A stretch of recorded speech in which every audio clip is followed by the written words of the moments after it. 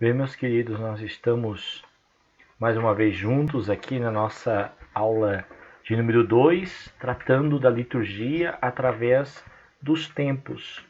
Vamos falar um pouquinho sobre a história da liturgia, desde o início do cristianismo até o nosso presente momento, conhecendo um pouco mais desse encaminhamento histórico e também sentindo mais à vontade na questão da significância litúrgica, porque quando a gente conhece um pouco da história da liturgia, isso nos ajuda no processo de entendimento da própria liturgia, daquilo que realmente a liturgia é, daquilo que realmente a liturgia significa. Então vamos falar sobre isso nesse momento. Vamos dar prosseguimento então ao nosso conhecimento, e começando lá pelo período apostólico.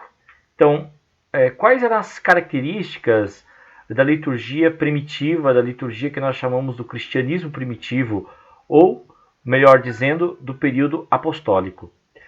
Na liturgia apostólica, se praticava então como base a religião judaica.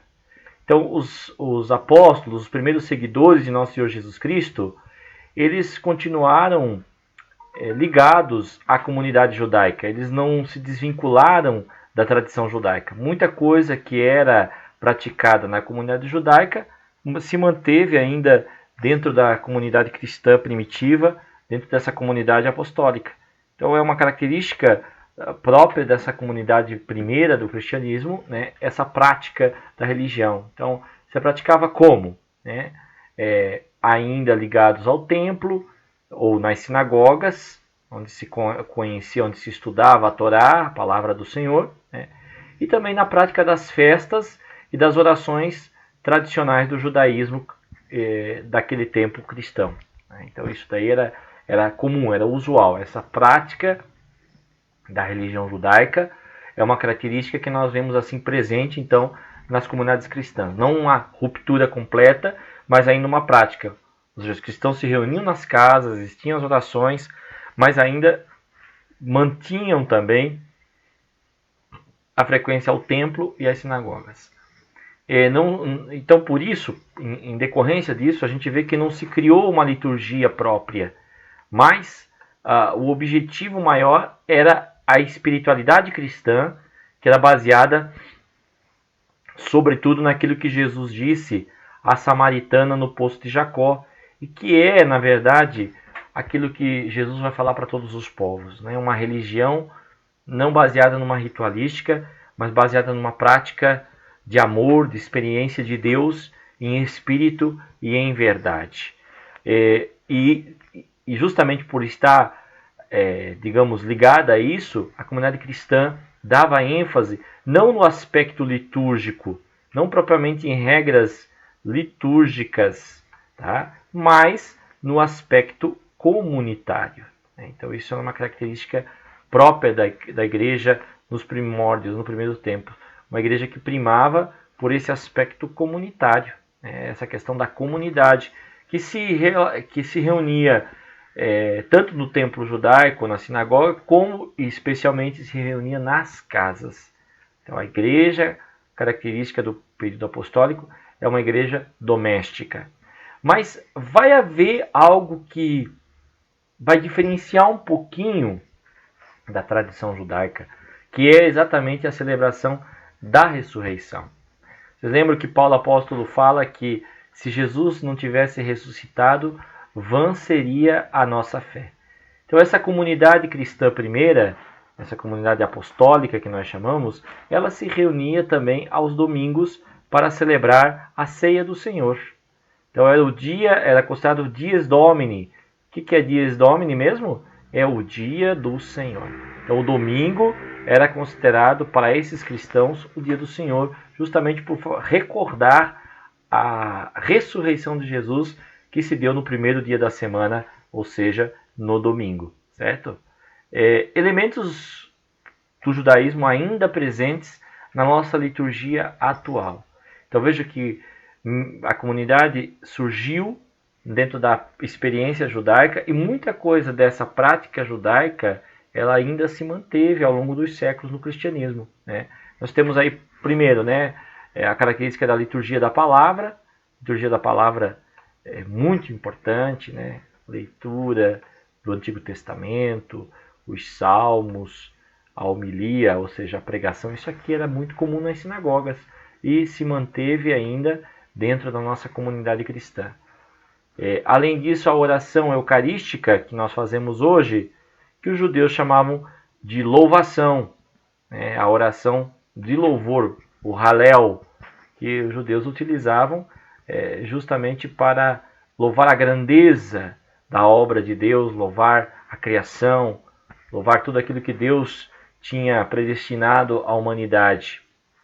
E quando você vê, por exemplo, o prefácio, o cânon, as orações, você vê exatamente isso, né? O louvor a Deus diante da grandeza da sua criação, especialmente, no nosso caso cristão, especificamente, pelo fato de Deus ter enviado seu Filho unigênito para que o mundo não perecesse, mas que tivesse a vida abundante, que tivesse a vida eterna.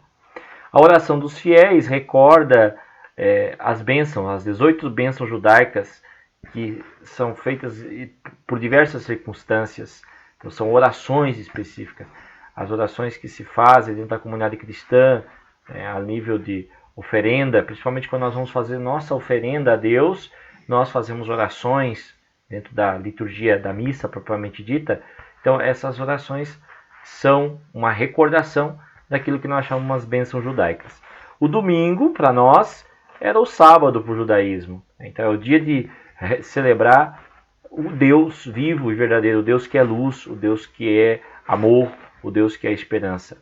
As orações cotidianas que nós temos no nosso breviário, ou ofício canônico, ofício das horas, são laudes, vésperas, que já aconteciam também no judaísmo, orações específicas durante o dia, especialmente vinculadas aos salmos, como ainda se faz na nossa prática cristã de hoje. A gente faz essas orações naquilo que nós chamamos liturgia laudativa. O que é liturgia laudativa? É a liturgia do louvor, que é vinculada exatamente à nossa expressão da fé por meio dos salmos, porque os salmos contemplam os mais diferentes aspectos da vida, da nossa vida humana. Além disso, nós temos também as introduções, aquilo que nós falamos dentro das nossas orações, dentro do prefácio da missa, por exemplo, corações ao alto, ou para o alto os corações, como no caso da liturgia brasileira, né? Para o alto os corações, o oremos, os demos graças a Deus, são coisas que ainda estavam vinculadas à liturgia também judaica, à expressão da fé judaica. A doxologia, que é a nossa principal doxologia, é aquela que enfatiza o mistério trinitário, né, que é parte do Halel, parte da louvação que os judeus faziam. Glória ao Pai, ao Filho e ao Espírito Santo. E as aclamações também, né? Aleluia, Hosana, Amém, pelos séculos dos séculos. E uma coisa muito interessante, a imposição das mãos. Lembre que, especialmente a imposição das mãos, significa a transmissão do dom espiritual. Então, ao impor as mãos, está se conferindo um ministério. Então, ainda hoje, por exemplo, quando você vai assistir a uma ordenação presbiteral, você vê o bispo e os demais sacerdotes presentes impondo a mão sobre a pessoa que está sendo ordenada. O que é isso? É uma tradição que já vem do judaísmo, de impor as mãos para conferir um ministério, para dar um encargo, uma missão àquele para que leve a continuidade da missão da palavra santa de Deus. Depois da era cristã inicial, nós começamos a ter o período da patrística, o período dos padres da igreja, e que nós também chamamos a era dos mártires. Olha aqui a imagem, né? A imagem aqui do Coliseu Romano, né, dos cristãos que vão ser mortos pelos leões na arena. Então isso é uma característica muito comum, e o sangue dos mártires vai ser exatamente o impulso inicial da nossa fé cristã, motivo da nossa esperança, da nossa confiança em Deus. E os primeiros túmulos dos mártires vão ser também os nossos primeiros altares cristãos. Então, existe uma ligação muito forte do início do cristianismo com o martírio. Nós já até falamos sobre isso. Mas é sempre interessante, quando você vai estudar a história da igreja, você vê isso. Quanto que o martírio está ligado ao início da era cristã. Então, essa era dos mártires, que nós mencionamos especialmente no século II e III da nossa era cristã, nós temos aí alguns testemunhos que chegam para nós até hoje por meio da Didaqué e das cartas de Clemente Romano. Quais são essas características que denotam essa liturgia do princípio do cristianismo dos séculos II e III? Domus Ecclesiae, quer dizer, a casa da igreja, são casas particulares nas quais a liturgia é celebrada, né? Além disso, nós começamos então a ter um rompimento com o paganismo, e esse rompimento da nossa fé cristã, que já se propagou, que já saiu de Jerusalém e começou a ganhar força em todo o Império Romano, ela vai bater de frente, de alguma forma, com aqueles cultos pagãos. E os nossos primeiros cristãos vão sofrer, em decorrência disso, o martírio, o batismo de sangue, que a gente fala. Nos vem de Justino, por exemplo, um testemunho muito interessante sobre como se dava a organização dessa celebração litúrgica do cristianismo primitivo, a organização da ceia litúrgica, dos nossos primeiros ágapes. Então a reunião se dava no domingo, porque era considerado o dia do Senhor, e essa reunião consistia em quê? Primeiramente, na escuta da palavra, geralmente a leitura do Antigo e também a leitura das cartas do Novo Testamento e até mesmo dos Evangelhos, a homilia, a oração dos fiéis, que era o momento que os fiéis faziam a prece e colocavam diante de Deus a sua confiança, e essa prece ela era vinculada às oferendas materiais que esses fiéis traziam para a manutenção da comunidade. Eles ajudavam muito a comunidade cristã a se manter. E as comunidades mais ricas mandavam bens, mandavam, digamos assim, ajuda àquelas comunidades mais carentes, aquelas que passavam por maiores necessidades. A oração eucarística, que começa exatamente com o prefácio, né, para o alto, os corações, que convida a oração, né, e que vai vincular a última ceia, ou a primeira ceia, como nós queremos dizer, ou seja, a noite de Quinta-feira Santa, que é a noite em que Jesus institui o sacerdócio católico, que institui a Eucaristia, que institui a celebração da missa. Então essa oração eucarística nos recorda esse mistério de fé. Além disso, os cristãos recebiam também a comunhão do corpo e do sangue de Cristo, e eles eram chamados, dentro dessa prática litúrgica, a uma ação concreta. Sempre quando havia o ite missa est, quer dizer, o final da missa, sempre se chamava ao socorro aos necessitados, à caridade, a um cristianismo exercido na prática. Isso que talvez foi o grande diferencial da comunidade cristã dos primeiros tempos, especialmente do século II e III. No século IV, a partir do século IV, com o Edito de Milão, os cristãos tiveram a liberdade de culto. Está aqui a figura de Constantino. Constantino foi um imperador romano que publicou o Edito de Milão em 313 depois de Cristo e promulgou a Pax Romana, ou seja, a possibilidade de os cristãos terem a liberdade de culto. E por isso houve uma multiplicação natural do cristianismo. Muitas casas de oração e até mesmo templos outrora dedicados a divindades pagãs começaram a se tornar igrejas cristãs. Então houve um crescimento realmente considerável a partir do século IV, nessa era do século IV ao século VII, do século VIII, da igreja antiga. Então nós aí vamos ver exatamente isso, né? As basílicas, quando a gente for estudar, por exemplo, um pouco mais da arquitetura, a gente vai ver essas basílicas que eram feitas basicamente em formato de cruz, a igreja, né? A igreja basílica, ela é uma igreja feita em formato de cruz, tá? Então ela tem capelas laterais, né? Tem o altar-mor, né? Aqui a ábside, onde fica o coro e os presbíteros, né? E geralmente existia um domo na parte de cima dessa igreja, uma cúpula, tá? Essas igrejas eram igrejas amplas. Como nós falamos, muitos templos de divindades pagãs se tornaram igrejas cristãs.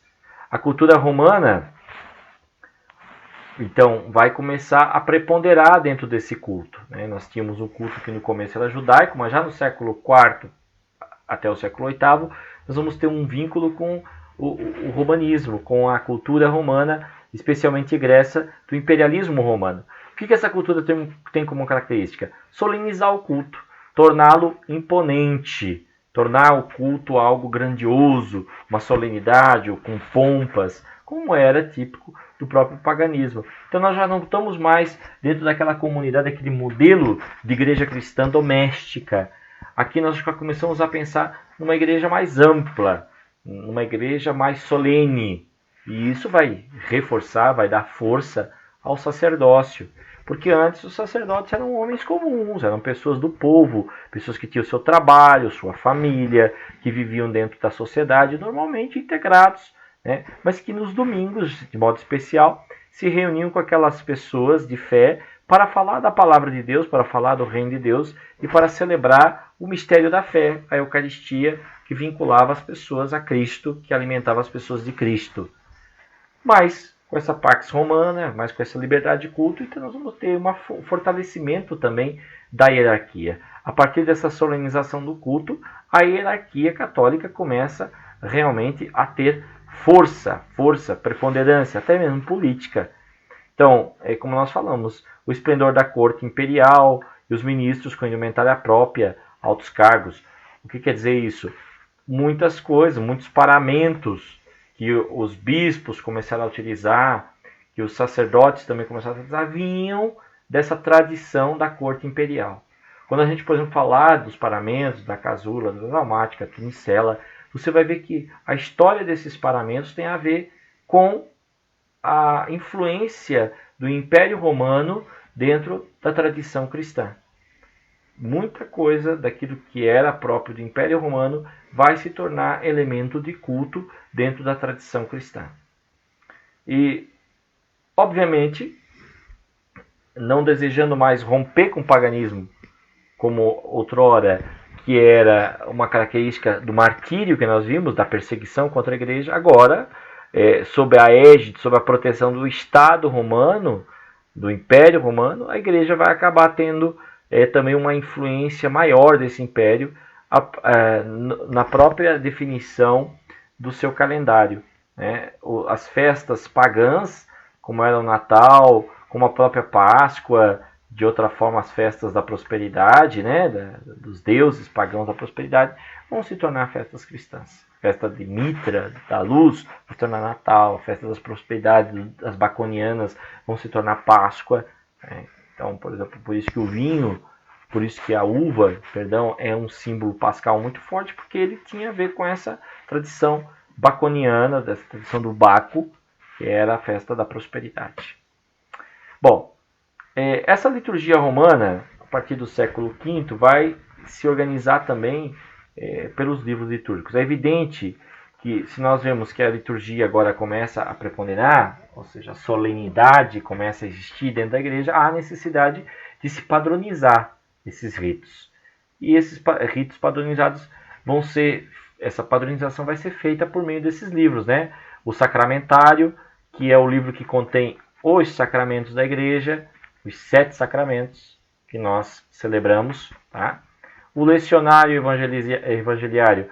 O Lecionário é o livro que contém as leituras do Antigo e do Novo Testamento para serem lidas na celebração da missa.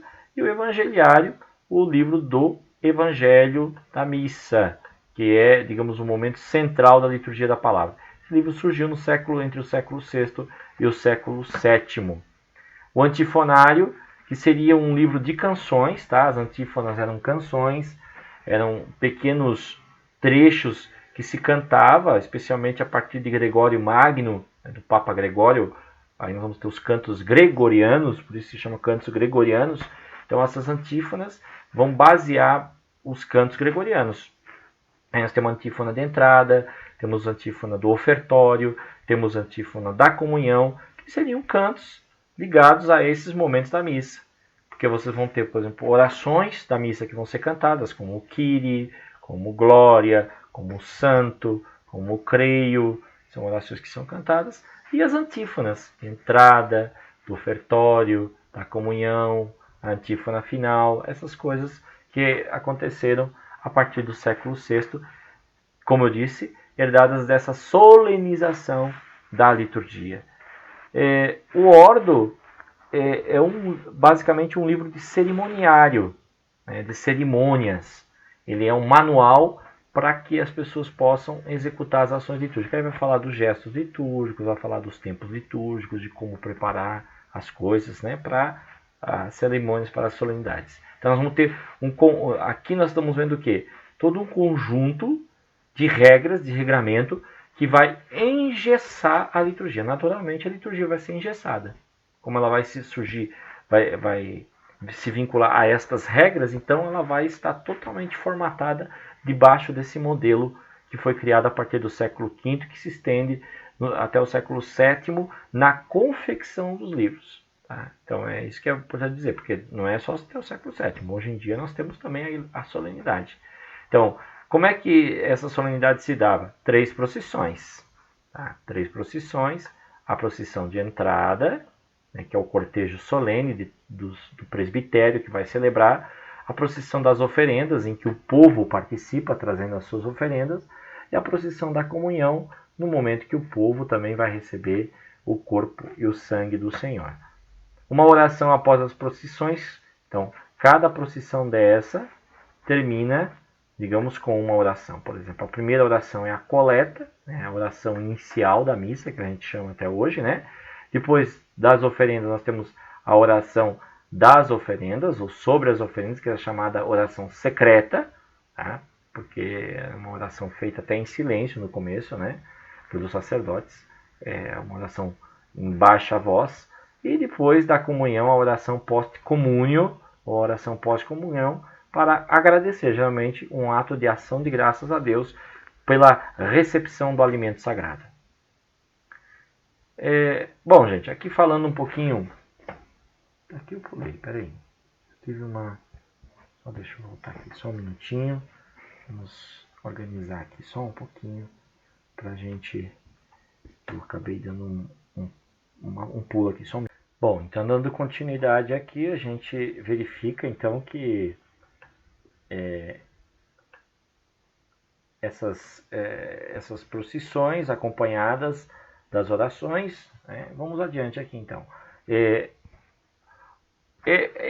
Como nós falamos do canto litúrgico anteriormente, essas solenidades elas eram acompanhadas com muitos cânticos. Então os cânticos vão começar a existir realmente para solenizar o momento. Então a proclamação do Evangelho, por exemplo, começou a ser solenizada com o Aleluia. Então o Aleluia vai ser digamos assim, algo que vai estar presente na proclamação do Evangelho. Vai ser anteriormente à proclamação do Evangelho, o Evangelho já vai existir um canto do Aleluia, que é uma louvação, que é um louvor a Deus.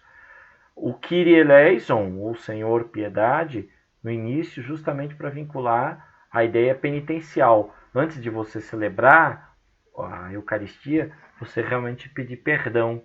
Recordando aquelas palavras do Mestre: se tiveres algo contra o teu irmão, vai te reconciliar, depois vem e oferece. Então não é possível fazer uma oferenda com o nosso coração cheio do mal. Então o Kyrie vai ser cantado, o Kyrie vai ter uma solenidade, o Kyrie realmente significa esse momento de piedade, de perdão, de pedido de perdão, e uma espécie de uma comunhão, de uma confissão comunitária também. A oração eucarística, ou o cânon, com seus diversos prefácios. Então, esse cânon é o momento principal da celebração. O cânon quer dizer o comum, aquilo que é mais importante, aquilo que está comumente em todas as celebrações da missa. Ou seja, o que é? É a consagração eucarística.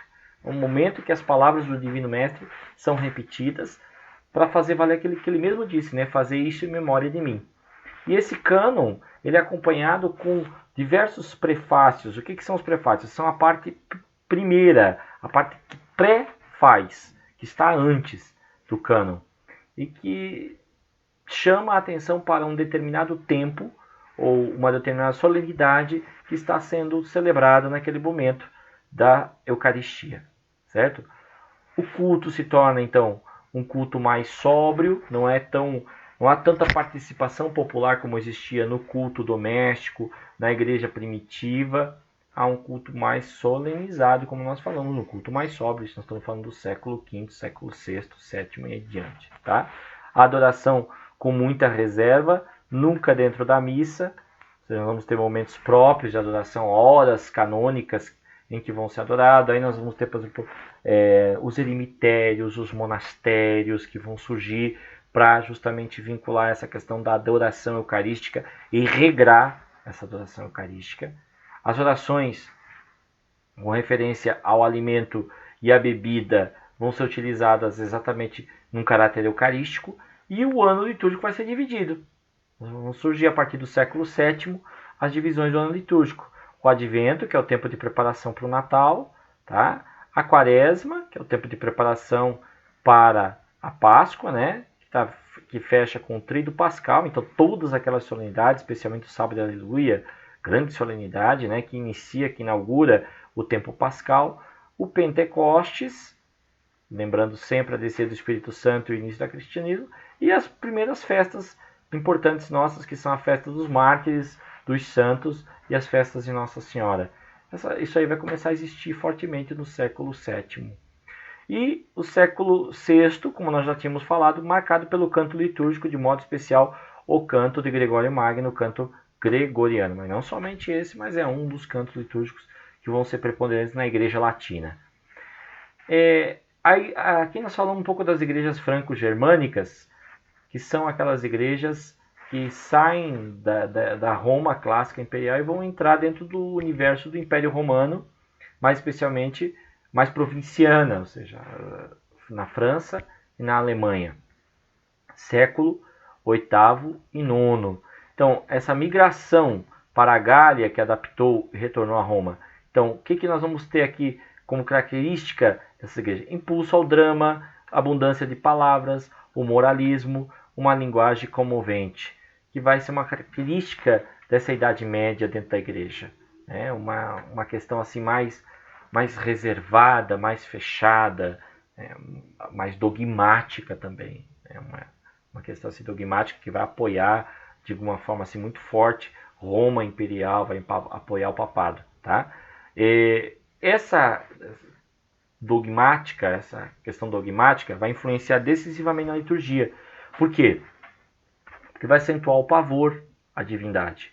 Nós não vamos amar a Deus, não vamos ter medo de Deus. Né? Então, esse medo de Deus leva a uma consciência do pecado, a um sentimento de culpa, a uma angústia diante da morte. Nós estamos falando do século IX, então quer dizer, essa coisa do fim do mundo, as pragas que culpavam essa região da França, da Alemanha e de toda a Europa. Então isso trazia uma grande angústia diante da morte. Então a escatologia era um tema muito forte e presente. A igreja fazia, nessa época inclusive, é que vão surgir os grandes rituais funerários da igreja, né? As celebrações das exéquias, com todo o seu significado.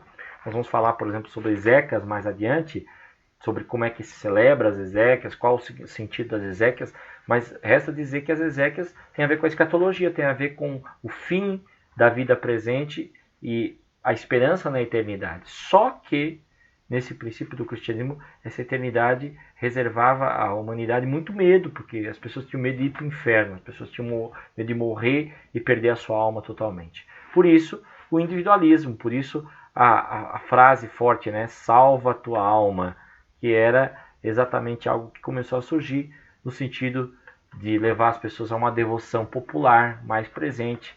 A liturgia, então, ela que estava estancada dentro das basílicas, dos grandes santuários, ela começa a voltar para as pessoas, para as casas, numa devoção popular que misturava um pouco esse sentimento, né? O sentimento de busca de Deus, mas também de culpa, de angústia, de medo diante da incerteza.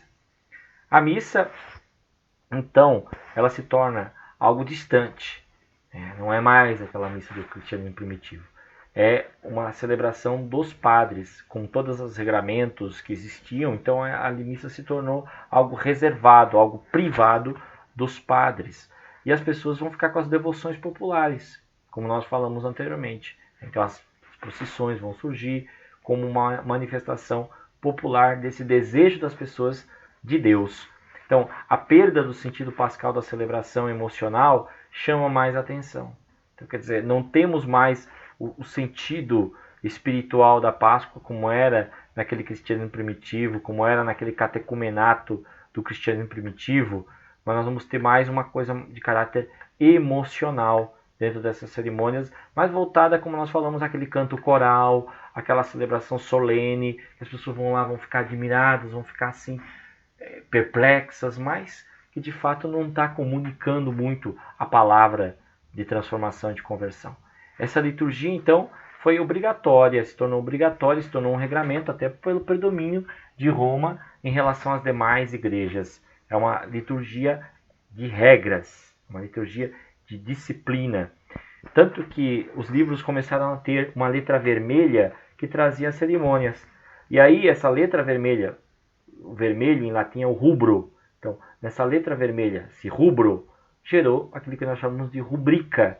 O que é a rubrica? A rubrica são as regras que estão dentro dos livros litúrgicos, dos missais, geralmente em vermelho. Aquilo que o padre deve fazer, aquilo que aquele está ministrando deve seguir. A cerimônia, o roteiro da cerimônia.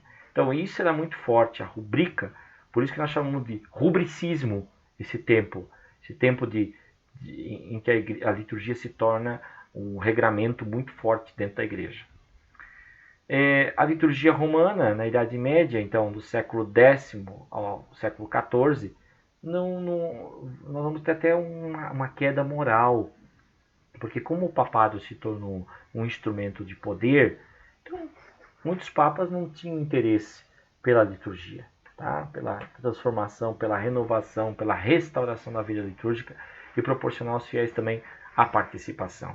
Então nós vamos ter, por exemplo, as reformas no século X, no sentido assim de moralizar o clero, de aumentar o apreço pelo sacerdócio. Como houve a queda, né? Gregório VII, o bispo Hildebrando, o monge Hildebrando, vai tentar trazer esses elementos de santidade para dentro da liturgia.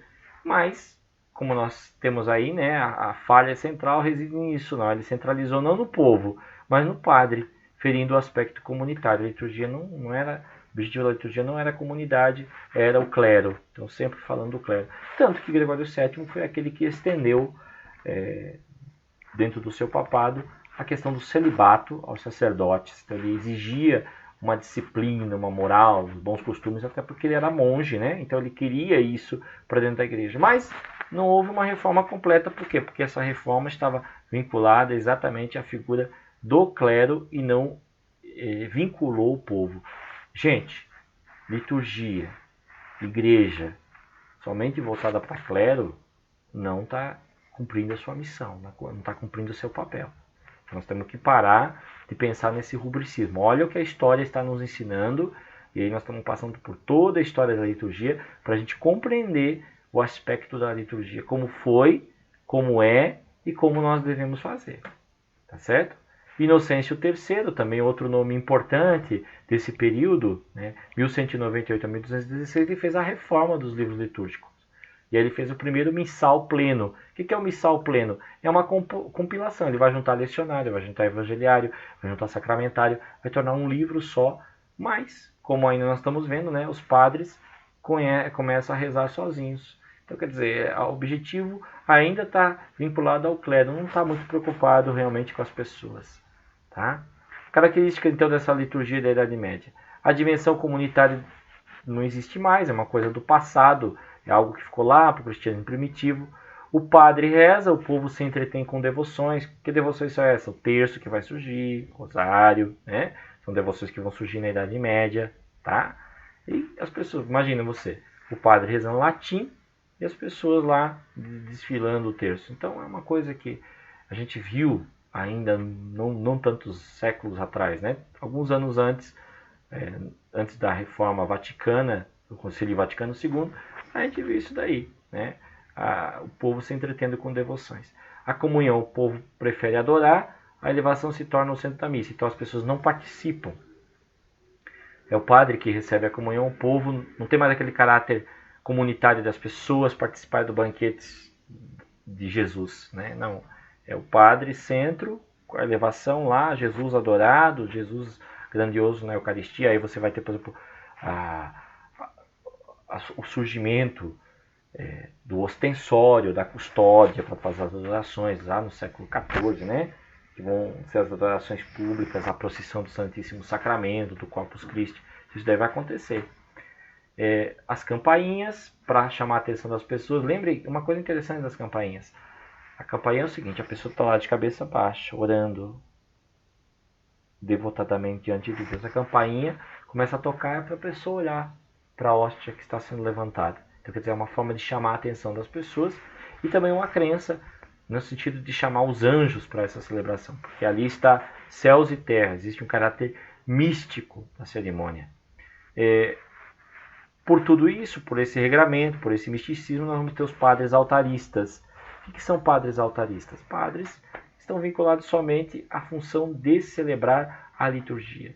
Não existe mais a preocupação necessariamente com a pastoral, com o aconselhamento, com a aproximação da pessoa em relação à igreja. Então as pessoas vão estar assim, vão estar vinculadas àquela devoção, mas não tem mais esse cuidado paternal da figura do sacerdote. Dramatização dos gestos, aí você vai encher a missa de gestos, né? Sinal da cruz, genuflexão, inclinação, todos esses gestos vão estar vinculados à celebração da missa. Eles já surgiram anteriormente, mas aí eles vão ter uma rubrica própria, eles vão ter um motivo de existir, um motivo de ser dentro da cerimônia.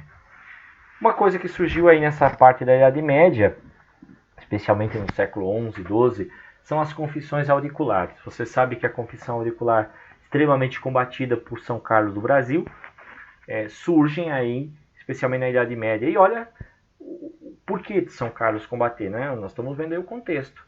Quer dizer, a confissão privada, a confissão particular, ela surge exatamente no sentido, dentro de um contexto de uma igreja que não estava muito preocupada com as pessoas.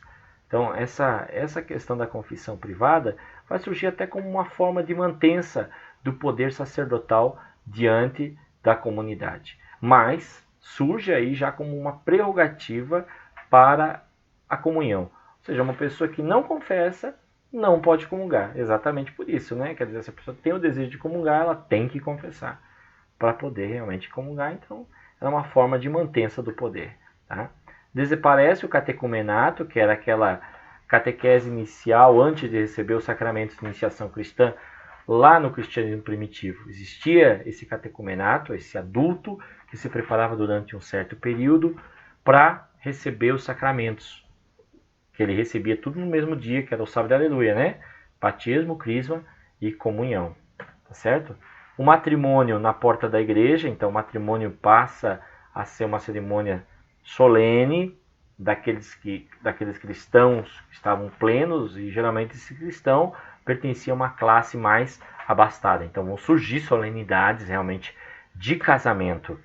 O sacramento vai se tornar apenas e tão somente isso, um remédio para aqueles que estão numa vida fora de Deus. E aí o sacramento da penitência é forte, né?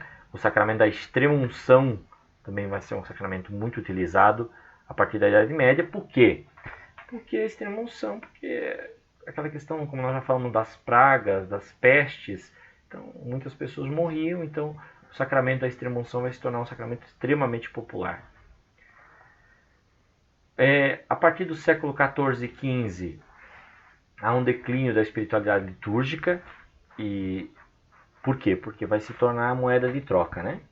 Então, quer dizer, tanto a penitência, você, por exemplo, para receber uma indulgência, você tinha que pagar uma quantia, né? Você tem que pagar para o óbolo, né? O óbolo para São Pedro, para a igreja. Então, esse declínio da vida espiritual é sentido a partir disso. A liturgia passa a ser uma relação de troca econômica. Então, os frutos da missa são esses, né? Especialmente o recurso, né? E esse recurso está vinculado à salvação da alma e evitar o inferno. Para isso, as pessoas estavam dispostas a pagar o que elas tivessem, né? Para evitar a perdição eterna das almas. Então, aí você vai ter, né, o teatro, a representação sacra, né, o rococó e o barroco, que vão surgir, por exemplo, nas igrejas do Brasil também. Então, vai existir isso. essa Dante Alighieri, humanismo, essa época aí, vai começar a se contestar essas práticas da igreja. Vai desembocar, inclusive, na Reforma Protestante.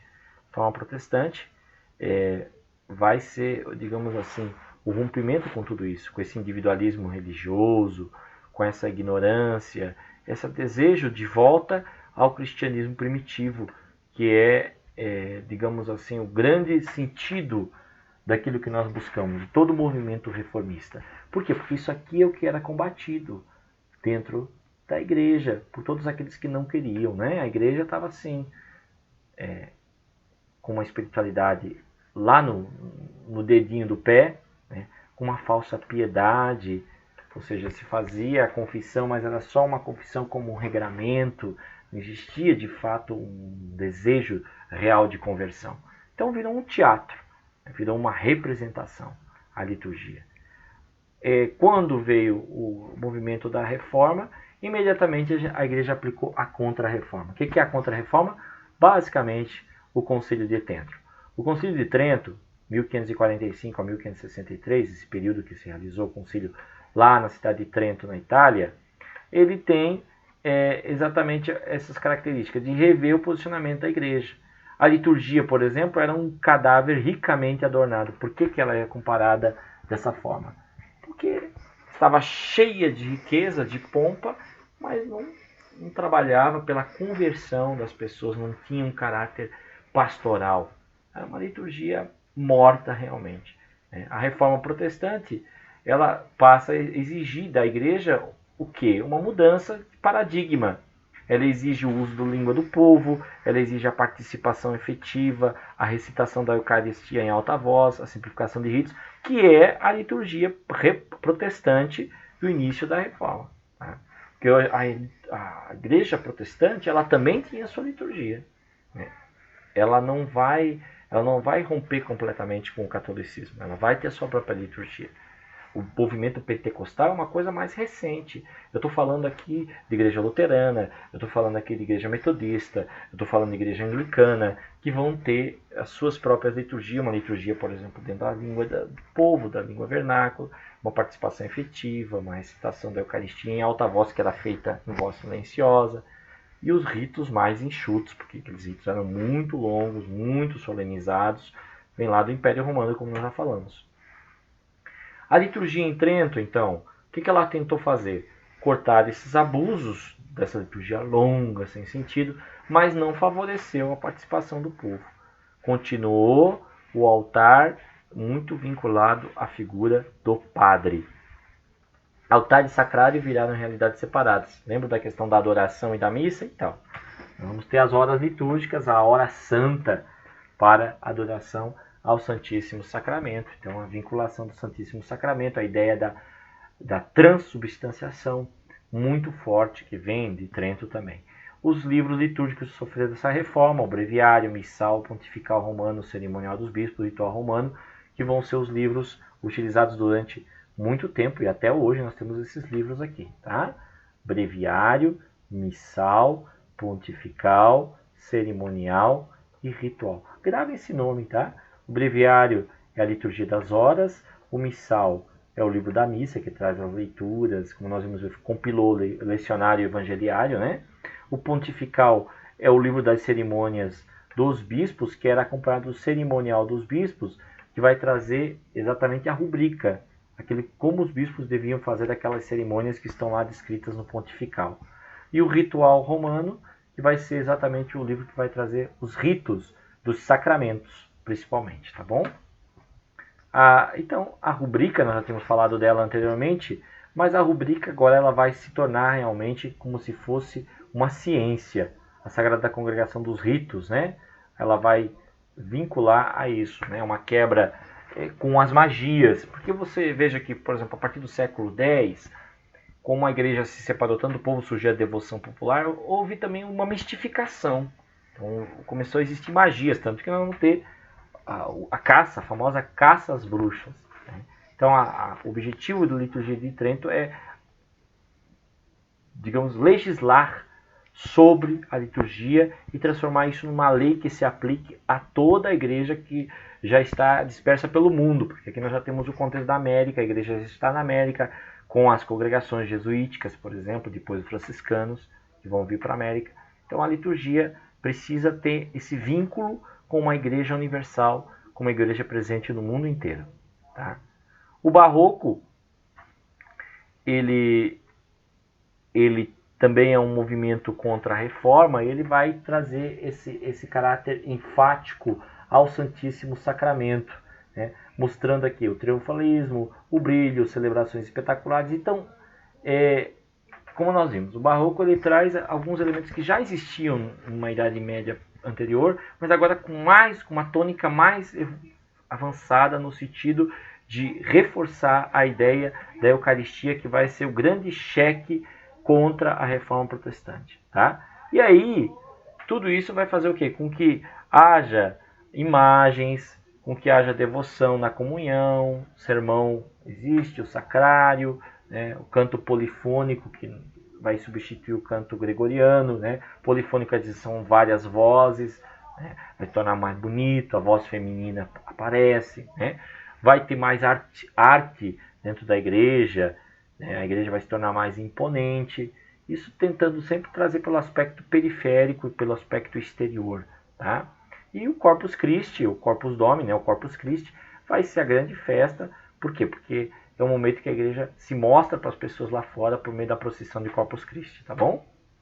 Aí, ó, uma igreja no barroco. Olha que obra de arte espetacular, né? Então, as igrejas no Brasil vão herdar isso, né? O que as igrejas do Brasil vão herdar? O rito franco-germânico, romano-franco-germânico, que é tudo isso que nós estudamos, tá?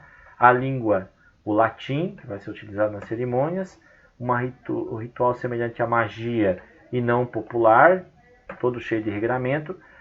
Por parte do povo, o devocionalismo, adoração, novena, procissão, etc. Os sacramentos como remédio, que nós já vimos, mesma coisa, tá? A liturgia farmacêutica, por quê? Porque é a liturgia das bênçãos para tudo. Tá? O padre é um pajé, né? Então era bênção para tudo que é lado, porque a igreja realmente a igreja no Brasil vai herdar isso. Olha, nós estamos falando de uma igreja do século XV, século XVI, o início do Brasil, século XVII. Mas será que ela está hoje ainda presente nas nossas comunidades? É bom a gente refletir nisso. Né? O século XX, século XV, XVI, XVII, XVIII, XIX, vai continuar sendo a mesma coisa, com uma ou outra alteração. Século XX, a partir do século XVIII, com o Iluminismo, as pessoas queriam coisas mais simples. Então, Pio X, né, na sua carta Trale Sollicitudine, ele fala sobre o canto da liturgia. Ele diz: o verdadeiro espírito cristão consiste na participação ativa dos fiéis no Sagrado Mistério. Então, a necessidade de colocar os fiéis dentro do contexto da liturgia. Em 1909, o abade Lambert Bodin organizou as conferências paroquiais e publicou um missal popular. O que é um missal popular? Para as pessoas também terem acesso, para as pessoas poderem ver a missa, poderem ter em sua casa um missal também. Pio XII, pela carta Mediator Deo, reconhece os esforços do movimento litúrgico e fomenta institutos litúrgicos. Lembre-se que Pio XII foi o Papa que excomungou nosso querido São Carlos do Brasil, da Igreja de Roma. No Brasil, então, surgiu esses blocos, né? O liturgista, que era muito vinculado à rubrica, e os devocionalistas, que estavam muito vinculados à fé popular, tá bom? Não, então falando de São Carlos do Brasil, nosso querido São Carlos, a Igreja brasileira, que surge em 1945, surge com essas inovações, né? A missa em vernáculo, a participação do povo, aquilo que era tão falado, tão sonhado. A igreja vai começar a realmente vincular devocionalismo e liturgia, vai juntar as duas coisas. Tá? Os sacramentos, que eram remédios, mas vão ser também remédios especialmente para as pessoas marginalizadas, para os pobres, humildes, para as mães solteiras, para os divorciados, que não tinham oportunidade dentro da igreja. A igreja também, nessa perspectiva de ser mais popular, abole o uso da batina, que mistificava o padre, né? E abole também a confissão auricular, por ver na confissão auricular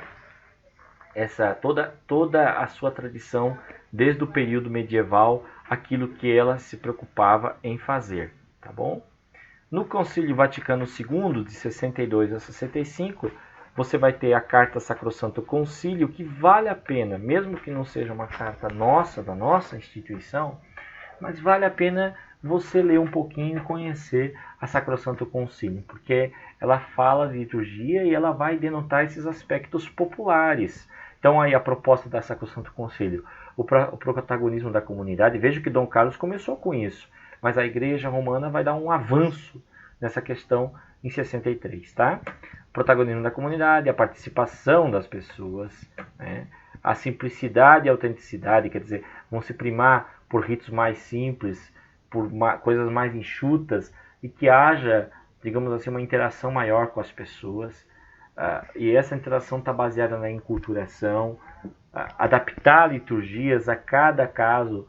Você, por exemplo, tem uma liturgia universal, mas você tem que entender que a realidade da América não é igual à realidade da África, que não é igual à realidade da Europa, que mesmo dentro de um país como o Brasil, por exemplo, Nordeste, Centro-Oeste, Sul, são realidades diferentes e cada um traz elementos culturais que devem ser valorizados dentro da liturgia. E a ministerialidade, aqui se referindo à ministerialidade dos leigos, da participação dos leigos dentro da igreja. Uma reflexão para nós, Igreja Brasileira, como é a nossa participação de leigos dentro da nossa liturgia? Será que nós estamos dando aos nossos leigos a oportunidade de exercerem ministérios dentro da liturgia da igreja? Aí está a foto da Sacrosanto Concílio, que teve como intenção fomentar e renovar, reformar a liturgia. Tá? Quais são os capítulos? O capítulo 1 é os princípios gerais da reforma e o incremento da liturgia. O capítulo 2, o sagrado mistério da Eucaristia. O capítulo 3, sacramentos e sacramentais. Capítulo 4, a reforma do ofício divino. Capítulo 5, ano litúrgico. Capítulo 6 e 7, música sacra, arte e objetos sagrados. Bom, então essa é a nossa reflexão no dia de hoje sobre a liturgia, tá bom? Alguns elementos então que eu queria finalizar com você nessa aula. Primeiro, procure conhecer a história da liturgia, principalmente das comunidades cristãs domésticas. Leia a Didaqué, nós já falamos da Didaqué, você já tem a Didaqué lá de nossos outros encontros. Então leia a Didaqué, estude a Didaqué, fale, veja que Justino, pense nessa comunidade, nessa igreja doméstica. Segundo, leia a Sacrosanto Concílio, leia o manifesto de Dom Carlos Duarte Costa, o Manifesto à Nação, em que ele fala sobre o início da Igreja Brasileira, e essa preocupação com a simplicidade, com a transformação popular que a liturgia deve oferecer. Nós vimos todos esses aspectos, favoráveis, desfavoráveis, populares, mais restritos ao clero, para que você veja que a liturgia ela teve todo um percurso durante os séculos, mas ela não perdeu o seu caráter essencial, especialmente o seu caráter vinculado à Eucaristia, que é o centro da liturgia cristã, católica e apostólica. Tá? Então, reflita sobre tudo isso, analise esses passos e continue firme estudando, tá bom? Leia o nosso material, faça os exercícios, reflita sobre aquilo que foi dito aqui e pense a partir de hoje sobre prática litúrgica, porque liturgia é muito importante, viu?